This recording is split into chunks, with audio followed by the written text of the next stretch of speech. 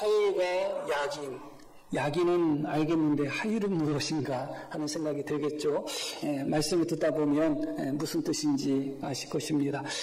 지난주에 드렸던 말씀을 또 짤막하게 요약을 해야 될 것 같습니다. 지난주에 이어지는 그런 말씀이라고 생각하시면 되겠습니다. 솔로몬이 성전을 지었는데 성전 앞에 두 기둥을 하나님이 세우라고 합니다. 이 두 기둥은 실질적으로 성전을 떠받드는 기둥이 아니라 성전 앞에 세워져서 사람들로 하여금 두 기둥을 바라볼 수 있도록 만든 기둥이죠. 두 기둥의 이름이 하나는 야긴이고 오늘 말씀의 제목에 나오는 야긴입니다. 하나는 보아스입니다. 또 역시 오늘 성경 본문에 나오는 그런 주인공 중에 한 명이 보아스죠. 그런데 이 보아스가 솔로몬의 4대조가 됩니다. 구조 할아버지가 돼요. 그러니까 솔로몬이 성전을 건축하고 두 기둥을 세우라고 하나님이 말씀하시고 그 중에 하나를 보아스라고 했을 때 아마 솔로몬은 자기 4대조 할아버지인 그 보아스를 아마 떠올리지 않았을까 생각을 하게 됩니다. 이 보아스라는 이름은 성경에 딱 두 군데밖에 나오지 않는다고 말씀드렸어요. 룻기에 나오는 보아스라는 이름과 또 솔로몬 성전에 있는 기둥의 이름으로서 보아스 딱 두 군데밖에 나오지 않고 그 솔로몬의 성전은 말씀드렸듯이 그 솔로몬 자체 솔로몬이 보아스의 사대손이 되기 때문에 아주 관계가 있다고 할 수밖에 없는 것이죠. 이 보아스의 이름의 뜻은 무엇인가? 그에게 힘이 있다. 그 안에 힘이 있다는 뜻이에요. 그리고 야긴의 뜻은 무엇이냐? 그가 세우신다. 그런 뜻을 갖고 있습니다. 이 야긴은 시브리어 쿤이라는 그런 단어에서 파생된 단어인데 그 의미는 준비한다, 계획한다, 성취한다, 확장한다 뭐 그런 의미들이 있어요. 룻기에는 보아스라는 이름을 가진 한 사람이 등장하고 있습니다. 그런데 그의 4대손인 솔로몬이 만든 성전에는 보아스라는 기둥이 있습니다. 그러나 또 함께 야긴이라는 기둥이 있죠. 그러나 룻기에는 야긴이라는 이름은 등장하지 않습니다. 이것을 지난주에 말씀을 드린 것입니다. 야긴은 보이지 않는 곳에서 역사하시는 하나님의 섭리입니다. 그것이 야긴인 것입니다. 우리 하나님은 야긴의 하나님이시죠. 보이지 않는 곳에서 우리가 알 수 없는 바로 그곳에서 보아스는 눈에 보이지만 야긴 하나님은 보이지 않습니다. 그 하나님이 계획하시고 그 하나님이 준비하시고 그 하나님이 성취하는 것입니다. 눈에 보이는 사람들이 무엇을 성취하고 이루는 것처럼 보인다 할지라도 실상은 눈에 보이지 않는 야긴 하나님, 그 하나님이 준비하시고 계획하시고 이루시고 성취하시는 것입니다. 우리 장로교는 예정론을 믿습니다. 예정설이라고도 하죠. 하나님께서 모든 것을 계획하셨다는 겁니다. 하나님께서 모든 것을 작정하셨다는 겁니다. 우리의 일거수일투족까지 우리가 언제 어떻게 예수님을 믿고 어떻게 구원받을 모든 것을 하나님은 다 계획하셨고 예정하셨다는 겁니다. 그게 바로 야긴 하나님인 것이죠. 룻은 우연히 이삭을 죽기 위하여 한 밭으로 갔는데 그 밭이 공교롭게도 보아스의 밭이었습니다. 성경은 분명히 우연이라고 말씀하고 있지만 그 우연은 야긴 하나님, 미리 준비하시고 미리 계획하신 하나님의 손길임을 우리는 지난주에 배웠던 것입니다. 우리가 경험하기로는 우연처럼 보이고 어떻게 하다 보니까 그렇게 됐다고 생각이 들지만 사실은 보이지 않는 곳에서 야긴 하나님의 손길이 작용한 것이죠. 하나님의 미리 계획하신, 하나님의 준비하신, 하나님의 성취하심을 통해서 하나님 그 모든 것을 이루신 것입니다. 그렇게 우리가 지난주에 야긴 하나님, 룻기에 나오는 겉으로는 드러나지 않지만 우리를 위해서 또 룻을 위해서 보아스를 위해서 또 나오미를 위해서 그렇게 계획하시고 준비하시고 섭리하시는 그런 하나님의 모습, 야긴 하나님의 모습을 지난주에 보았습니다. 오늘 말씀은 그 말씀에서 이어지는 부분이라고 생각하시면 되겠습니다. 오늘 말씀을 이해하기 위해서는 기업 누른다는 이 단어를 이해할 필요가 있습니다. 고엘이라고 하는데 9절 말씀 한번 보겠습니다. 이르되 내가 누구냐 하니 대답하되 나는 당신의 여종 누시오니 당신의 옷자락을 펴 당신의 여종을 덮으소서. 이는 당신이 기업을 물을 자가 됨입니다. 기업 물은다는 단어가 나오죠. 이 기업 물은다는 것은 무엇이냐? 이스라엘 백성들 중에 어떤 사람이 가난해져서 자기의 소유 땅을 팔거나 심지어 자기 자신을 노예로 이렇게 팔게 되었을 때 그 사람과 가장 가까운 친족, 형제가 될 수도 있고 친척이 될 수도 있고 가장 가까운 사람 중에 힘 있는 사람, 그 사람이 자기 노예로 팔려간 형제라든가 혹은 가난해서 땅을 팔아서 땅이 없는 그런 형제라든가 그들이 팔았던 땅을 다시 사서 돌려주는 것, 노예로 팔려간 그 사람이 다시 돈 주고 사서 자유인으로 만들어주는 것, 그것이 기업 물은다고 하는 겁니다. 다른 상황에도 사용이 되지만 오늘 말씀 속에서는 이 정도는 이해하시면 되겠습니다. 그리고 또 한 가지 우리가 배경적으로 기억할 것은 무엇이냐면 계대 결혼이라는 게 있어요. 계대 결혼이라는 것은 무엇이냐면 이스라엘 백성 중에 어떤 이가 결혼을 해서 장가를 가서 결혼을 했는데 아이를 낳지 못한 거예요. 아이를 낳지 못하면 어떻게 되죠? 그 대가 끊어지는 겁니다. 그 가문이 끊어지는 거예요. 그래서 그 형제의 이름이 끊어지지 않도록, 왜냐하면 그 이름이 자손을 통해서 그 이름이 전수가 되는 거거든요. 그 이름이 끊어지지 않도록, 그 대가 끊어지지 않도록 그의 동생, 그러니까 죽은 형제의 동생이죠. 그 동생이 자기 형수와 결혼해서 자기 형의 이름으로 후손을 이어가는 것, 그게 바로 계대 결혼입니다. 오늘 말씀 속에서는 그 두 가지 그런 배경이 있고 그 부분에 대해서는 다음 주에 조금 더 자세히 설명을 드리겠습니다. 여하튼 중요한 것은 무엇이냐? 나오미가 보아스가 자기 집안의 친척이라고 이야기합니다. 기업 물을 사람이라고 이야기하는 거예요. 그러면서 그 누색에 오늘 밤에 보아스가 타작을 하니까 타작마당에서 잠을 잘 것이다. 그때 가만히 기회를 받다가 보아스의 이불 속으로 쏙 들어가라. 그렇게 가르칩니다. 이 부분에 대해서도 다음 주에 설명을 드리겠습니다. 오늘 말씀은 거기서부터 시작이 되는 거예요. 왜냐하면 보아스가 기업 물을 사람이기 때문에 그래요. 나오미가 내놨던, 이미 팔렸던 그 땅을 찾아서 다시 나오미와 또 그의 자손들에게 돌려주어야 될 사람, 그게 바로 기업 물을 사람이고, 또 그 대가 나오미의 남편 엘리멜렉도 죽고 두 명의 아들 말론과 기론도 다 죽어서 그 집안의 대가 끊어지거든요. 끊어진 대를 다시 회복하기 위하여 계대 결혼이 필요합니다. 그것의 당사자가 바로 보아스가 됩니다. 무슨 그런 뜻을 보아스에게 전합니다. 보아스가 자고 있는데 갑자기 어떤 인기척이 느껴져서 봤더니 룻이 있는 거예요. 그때 이제 룻이 그런 이야기 하는 겁니다. 당신은 우리의 기업 물을 사람입니다. 그렇게 이야기합니다. 그때 이제 보아스가 알겠다. 내 말대로 다 내가 하겠다. 그렇게 약속을 해줘요.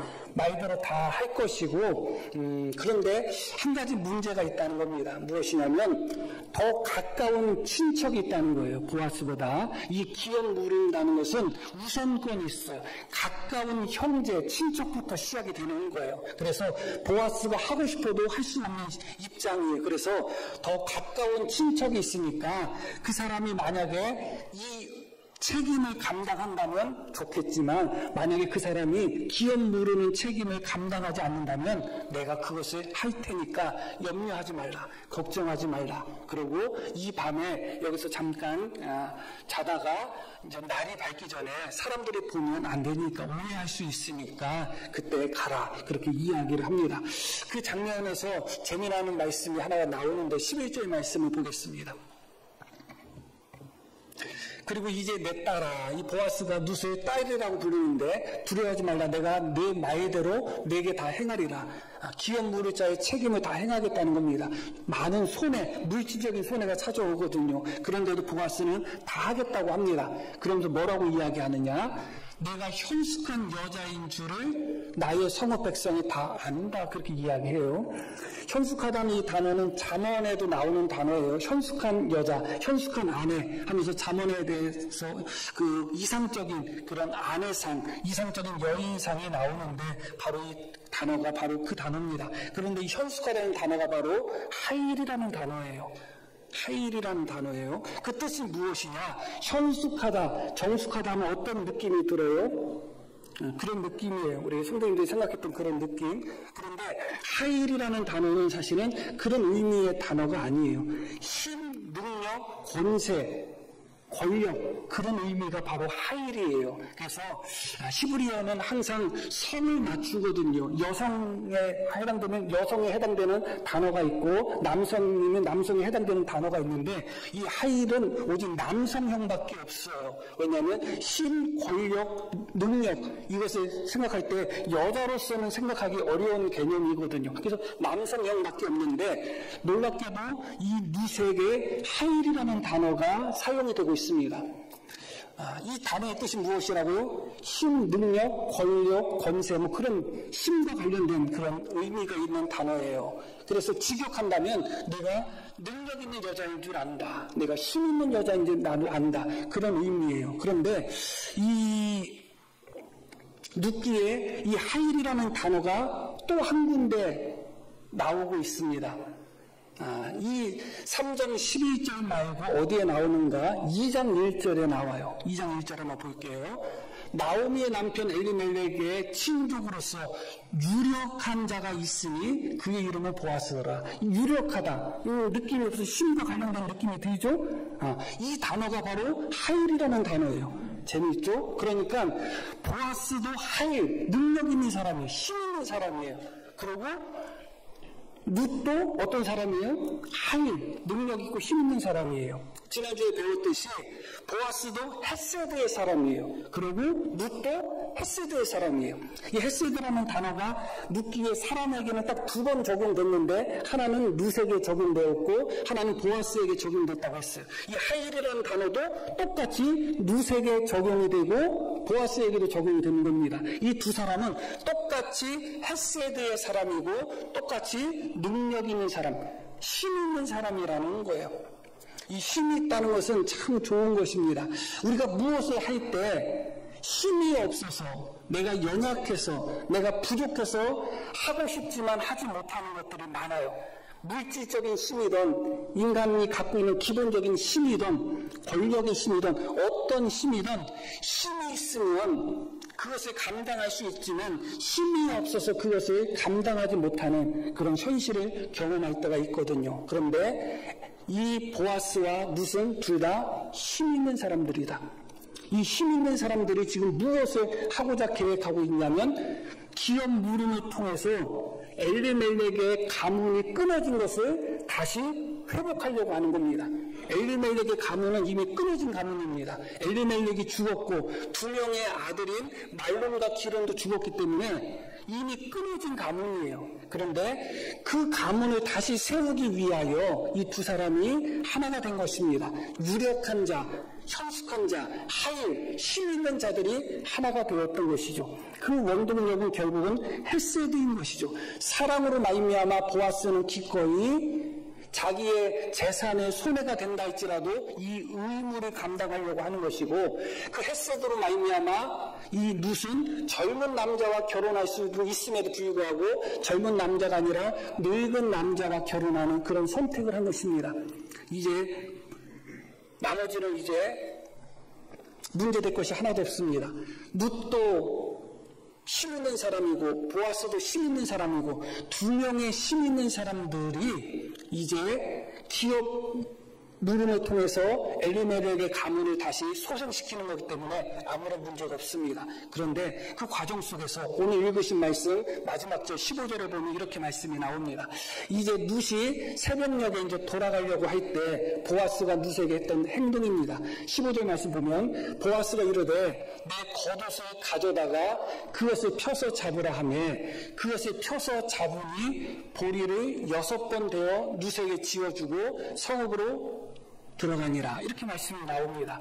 돌아가려고 하는 루스에게 이 보아스가 보리 6대를 베어서 줍니다. 당연히 추수 때이기 때문에 보리를 지금 타작하고 있었기 때문에 보리를 준 것이죠. 보리가 중요한 것이 아니라 6이라는 이 숫자가 중요합니다. 그냥 의미 없는 숫자일 수도 있어요.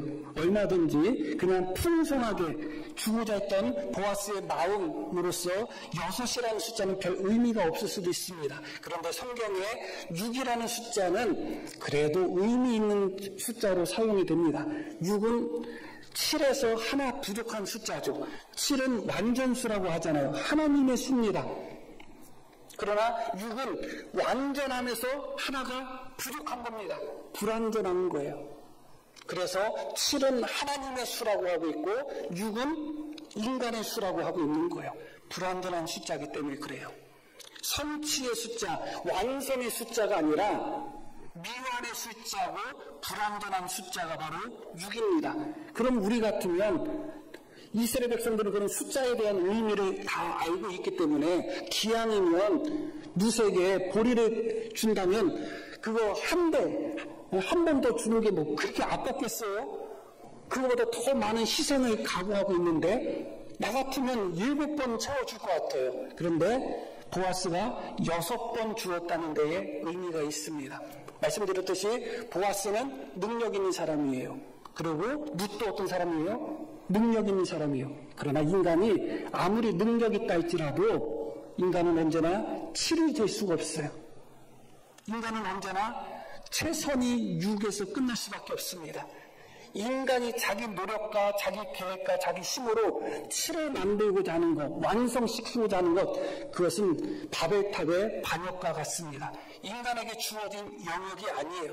사람이 무엇을 계획한다 할지라도 발걸음을 인도하시는 분은 하나님이에요.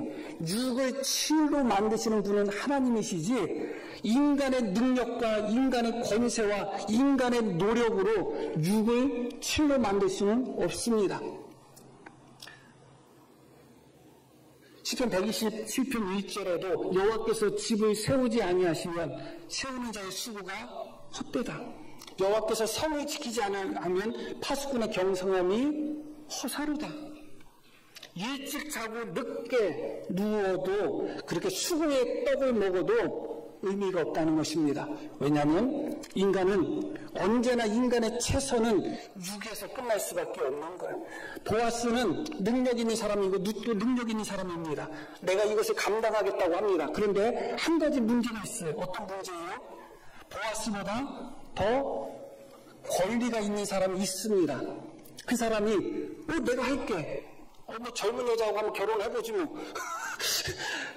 뭐 나이 먹은 사람도 그거 싫어할 사람이 어디 있겠어요. 그러면 보아스가 아무리 능력이 있고 힘이 있다 할지라도 아무리 헵세드가 넘쳐서 내가 하겠다고 해도 할 수가 있어요? 없어요? 없어요. 그래서 인간의 최선, 인간의 노력, 인간의 권력은 언제나 6에서 멈출 수밖에 없는 거예요. 6을 7로 만드시는 분이 누군가? 그분이 바로 야긴 하나님이에요. 그분이 계획하셔야 됩니다. 그분이 준비하셔야 됩니다. 그분이 성취하셔야 됩니다. 보아스가 루스의 자기 아내로 만들고 또 그 기업 무르는 일을 완성하기 위해서 보아스가 계획하지 않았을까요? 계획했겠죠. 보아스가 가만히 있었을까요? 가만히 안 있었어요. 그러나 보아스가 아무리 열심히 자기 능력을 가지고 최선을 다한다 할지라도 그분이 야긴 하나님이 성취하지 아니하시면, 야긴 하나님이 이루지 않으시면 이루어질 수 없는 것입니다.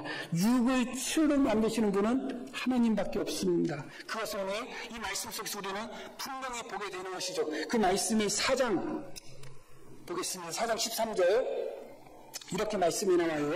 이에 보아스가 룻을 맞이하여 아내로 삼고 그에게 들어갔더니, 함께 읽습니다.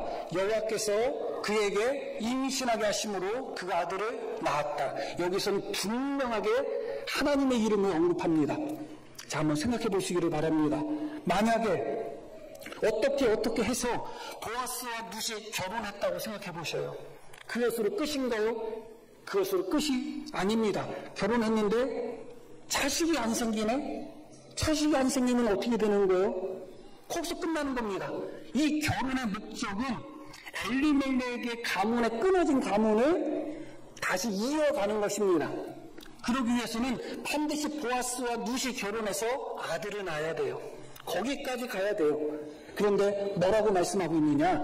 결국은 약인 하나님께서 해 주셔야 됨을 여기서는 확실히 모셔받고 있습니다. 여호와께서 그에게 임신하게 하셨다. 내가 내 노력으로 내 최선으로 결혼까지 했다 할지라도 그러나 결국은 결혼해서 자식을 낳음으로 말미암아 6이 7이 되는 역사, 불완전함이 완전함이 되는 그 역사는 여호와께서 함께 하셔야 됨을 분명히 말씀하고 있는 것이죠. 이것이 우리의 믿음이 되어야 되는 것입니다. 우리 삶 속에 보이지 않는 곳에서 여전히 살아계시며 그렇게 그곳에서 준비하시고 계획하시고 섭리하시는 하나님이 그곳에서 함께하지 않는다면 우리의 능력, 우리의 하일 아무런 의미가 없습니다. 결국은 무너질 수밖에 없는 것이죠. 그런데 여기서 우리가 한 가지를 또 더 배워볼 필요가 있습니다. 그것은 무엇이냐? 보아스가 룻에게 6대의 보리를 베어서 줄 때 그때 보아스의 마음이 어떤 마음이었을까요? 그 6은 보아스에게 있어서는 뭐예요? 최선이에요. 내가 너를 위해서 최선을 다하겠다는 겁니다. 하나님의 완전수에는 미치지 못하지만 7에는 미치지 못하지만 그렇다고 해서 이 6이 의미가 없는 게 아니에요. 6은 우리가 할 수 있는 최선의 순종과 최선의 모습을 보여주고 있는 거예요. 보아스는 분명히 룻에게 그 약속을 한 겁니다. 내가 지키겠다. 그러면서 6대를 주는 것은 자기의 최선, 인간으로서 사람으로서 할 수 있는 그 한계까지는 내가 최선을 다하겠다는 겁니다. 그렇다면 6이라는 숫자가 7이라는 숫자 완전수 하나님의 수에 비해서 하나가 부족하고 불완전하다 할지라도 6이라는 숫자는 아름다운 숫자인 것입니다. 우리의 최선이 모든 것을 만들어내지는 않습니다. 그러나 그 최선을 통해서 하나님은 7을 만들어내시는 겁니다. 우리가 6을 통해서 우리가 6에서 멈춘다 할지라도 하나님은 그 6을 통해서 7을 만드시는 하나님이기 때문에 인간에게 있어서 6은 하나님이 보시기에도 가치가 있어요. 소중하고 귀한 거예요. 6은 불완전하고 우리가 뭐 할 수 있는 게 뭐가 있어. 우리는 아무것도 할 수 없지. 하나님이 안 해주시면 아무것도 할 수 없어. 그래놓고 가만히 하나님만 바라보는 것이 믿음인가? 절대로 그렇지 않다는 것입니다. 성경은 6을 가볍게 보지 않습니다. 6을 무시하지도 않습니다. 하나님의 숫자에 미치지 못하기 때문에 의미 없고 가치 없다고 하지 않습니다. 오히려 7이 되기 위해서는 6이 필요한 것입니다. 하나님은 인간의 6을 통해서 하나님의 7을 만드시고 완성하시는 분인 겁니다. 중요한 것은 7을 만드시는 분, 완성하시고 성취하시는 분이 하나님이라는 것이지 6이 의미가 없다, 인간의 6은 아무런 가치가 없다, 그런 의미가 아니에요. 아시는 바와 같이 하나님은 천지 만물을 며칠 동안 만드셨죠? 6일 동안 만드셨습니다. 6이라는 숫자가 그런 의미가 있어요. 하나님이 안식하신 것은 7일째 안식하셨지만 천지 만물을 만드신 것은 6일 동안 만드셨어요. 만드신 것을 다 보시고 하나님이 보시기에 심히 좋았더라고 나오죠. 뭐 하나님이 만드셨으니까 그래요. 그런데 중요한 것은 사람이 언제 창조되었는가? 6일째 창조되었어요. 그리고 그 사람에게 하나님께서 어떤 명령을 내리십니다. 그것이 1장에 나옵니다. 1장, 창세기 1장 28절 보겠습니다. 하나님이 그들에게 복을 주시며 하나님이 그들에게 이르시되 생육하고 번성하여 땅에 충만하라. 함께 읽습니다. 땅을 정복하라. 바다의 물고기와 하늘의 새와 땅에 움직이는 모든 생물을 함께 읽습니다. 다스리라. 이게 6입니다. 인간에게 주신 6은 치유를 위한 하나님의 선물이고 특권인 것입니다. 오직 땅을 정복하라, 땅을 다스려라, 무엇을 하라고 명령을 받은 피조물은 사람밖에 없어요. 6일째 창조된 그 스스로는 7을 만들 수는 없지만 7의 완전함, 7일째의 안식은 하나님께 속한 거기 때문에 그 스스로는 7을 만들 수는 없지만 6일째 창조된 사람에게 하나님은 땅을 정복하라고 일을 하라고 말씀하십니다. 6을 만들어내라는 거예요. 땅을 다스리라는 거예요. 순종하라는 겁니다. 최선을 다하라는 겁니다. 이 말씀이 안식의 개념과도 그대로 이어집니다. 한번 출애굽기 20장 한번 보겠습니다. 안식일을 기억하여 뭐라고 말씀하죠? 거룩하게 지키라. 그 다음 절이 중요한 절이에요. 안식일을 기억하여 거룩히 지키라고 말씀하시고 뭐라고 말씀하시냐? 엿새 동안은 힘써 내 모든 일을 행할 것이라. 6일 동안 어떻게 하라고요? 힘써 행하라. 이게 하나님이 우리에게 주신 6의 사명이에요. 숫자 6의 사명이에요. 6일 동안 하루 이틀 3일 그렇게 6일 동안 그렇게 어떻게 하라고요? 힘써 일을 하라.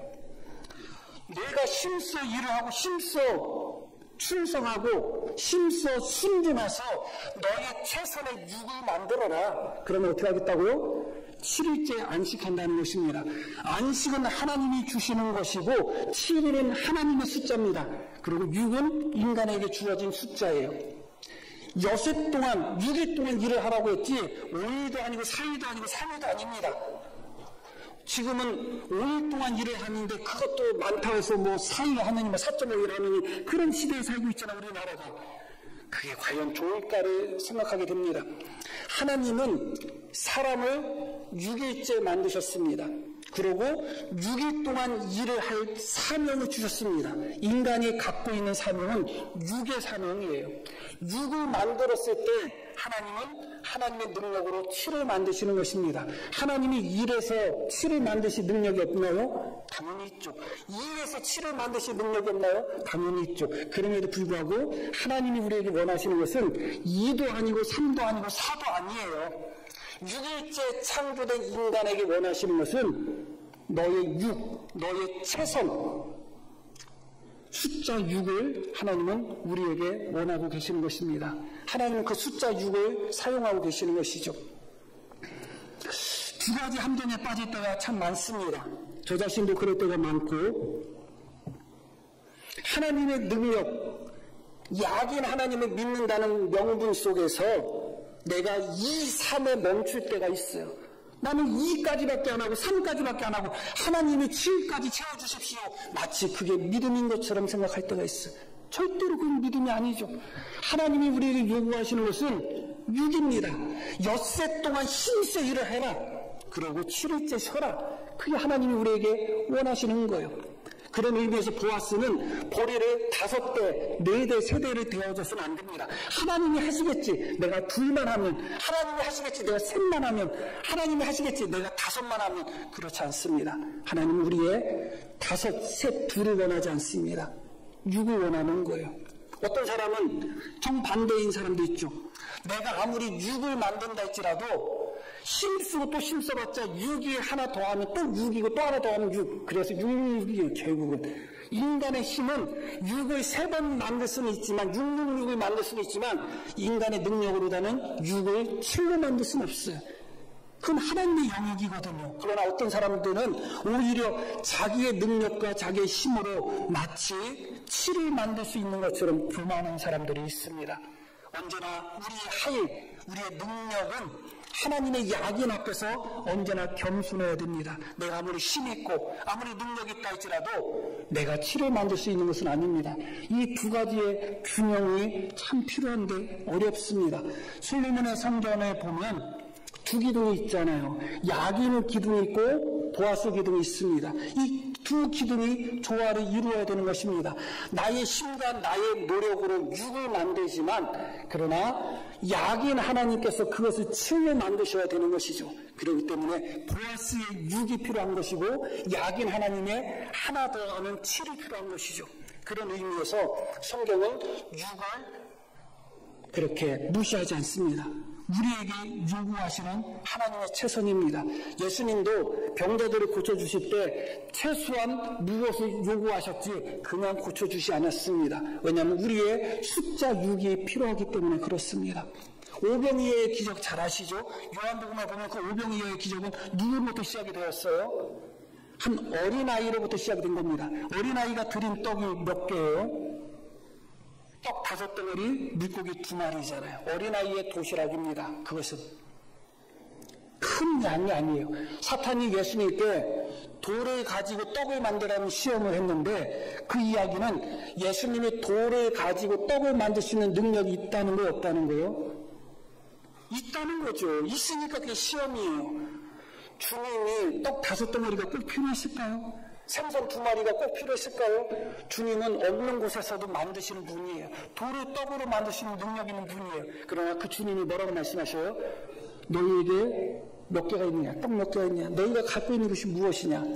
하나님이 그 육을 우리에게 원하고 계시는 거죠. 보리떡 5개와 물고기, 작은 물고기 2마리는 어린아이에게 있어서는 최선의 육이었습니다. 그가 갖고 있던 전부였기 때문에 그래요. 과부가 두뇌돈 헌금 드린 거 아시죠? 두뇌돈이어봤자 지금 돈으로 환산한다면 1,000원도 안 될 가능성이 큽니다. 아주 적은 돈이에요. 그러나 주님은 뭐라고 말씀하셨죠? 자기 생각에 전부를 드렸다. 과부에게 있어서 두뇌돈은 숫자 6이었습니다. 자기의 최선이었던 거예요. 하나님은 우리에게 그 6을 달라고 하시는 거예요. 그 6이 자꾸 그 6으로 똑같은 발음을 가지고 헷갈릴 수도 있겠지만 6을 하나님은 우리에게 요구하고 계십니다. 6을 우리가 하나님께 드릴 때 6을 7으로 만드는 것은 하나님의 몫입니다. 그런데 자꾸 하나 드리고 2개 드리고 3개 드리고 7개 만들어 달라고 해서는 안 되는 것입니다. 그 크기는 다 다르다 할지라도 어떤 이에게는 아이에게는 보리떡 5개가 그에게 숫자 6이 될 수가 있지만 아무것도 없는 과부에게는 두뇌돈이 숫자 6이 될 수 있지만 부자가 두뇌돈을 드렸다면 그것은 1도 안 드린 거고 2도 안 드린 것이죠. 언제나 하나님은 우리의 최선을 원하시고 그 숫자 6을 통해서 하나님은 치유를 만들어내시는 분인 것입니다. 결론적인 말씀을 드리겠습니다. 이 7이라는 것은 하나님의 완전하신, 하나님의 성취하신 완성을 의미하는 숫자라고 제가 말씀을 드렸어요. 우리가 인생을 살다 보면 수많은 6 속에서, 숫자 6 속에서 하나님의 은혜 가운데 7을 경험할 때가 많아요. 아, 저 직장 내가 들어갔으면 좋겠다. 내가 최선을 다해야죠. 내가 최선을 다했다고 해서 직장에 들어가요? 하나님이 7을 만들어 주셔야 되죠. 그렇게 하나님이 7을 만들어 주셔서 직장에 들어가면 어때요? 기분 좋죠. 행복하겠죠. 그렇게 큰 7, 작은 7, 그런 7을 경험하면서 우리는 이 땅을 살아갑니다. 그러나 진짜 7이 따로 있어요. 하나님이 우리를 통해서 이루시고자 하는 궁극적이고 최종적인 7이 따로 있습니다. 하나님은 보아스와 룻이 결혼하게 하셨고 둘을 통해서 오벳이라는 아들을 주셨습니다. 그래서 결국은 어떻게 된 거예요? 끊어졌던 엘리멜렉의 가문이 이어졌죠. 6이 무엇이 된 거예요? 7이 된 겁니다. 그러나 작은 7이에요. 그건 진짜 하나님이 원하시던 7은 무엇이냐? 오벳의 손자가 누구냐? 다윗 왕이에요. 그리고 다윗 왕, 아브라함과 다윗의 후손, 다윗의 자손으로 오신 분이 누구예요? 예수님이에요. 하나님의 진짜 큰 7은 무엇이냐? 보아스와 룻을 통하여 우리의 구주 되시는 예수님이 이 땅에 오시는 것, 그 예수님을 통해서 우리를 구원하시는 것, 그게 하나님의 진짜 7이에요. 우리 인생 속에서 크고 작은 7을 경험한다고 한다 할지라도 집을 사고 싶었는데 하나님 은혜 가운데 집을 샀고, 직장을 얻고 싶었는데 하나님 은혜 가운데 직장을 얻었고, 병이 생겼었는데 하나님 은혜 가운데 병 고침을 받았어요. 그렇게 크고 작은 7을 경험했다 할지라도 진짜 7 무엇일까요? 예수님을 통한 구원을 우리가 얻지 못한다면 우리의 인생은 결국은 6으로 끝나는 인생입니다. 작은 숫자 7의 성취에 만족해서는 안 돼요. 하나님이 정말 우리에게서 원하시는 7은 따로 있습니다. 그 7이 바로 예수님을 통한 우리의 구원인 것입니다. 거기까지 나가셔야 되는 것입니다. 그래서 우리 인생 속에서 하나님께서 우리에게 7의 은혜를 주셔야 되겠습니다. 그러기 위해서 우리는 어떻게 해야 되죠? 우리의 육을 하나님께 드려야 됩니다. 우리의 숫자 6을 하나님께 드려야 되는 것입니다. 그런 삶 속에서 야긴과 보아스가 균형을 이루는 우리의 숫자 6과 하나님의 그 6을 7로 만들어주시는 은혜가 균형을 이루는 복된 삶이 우리의 삶이 되기를 소망합니다. 자, 우리 들으신 말씀 기억하며 함께 기도합니다.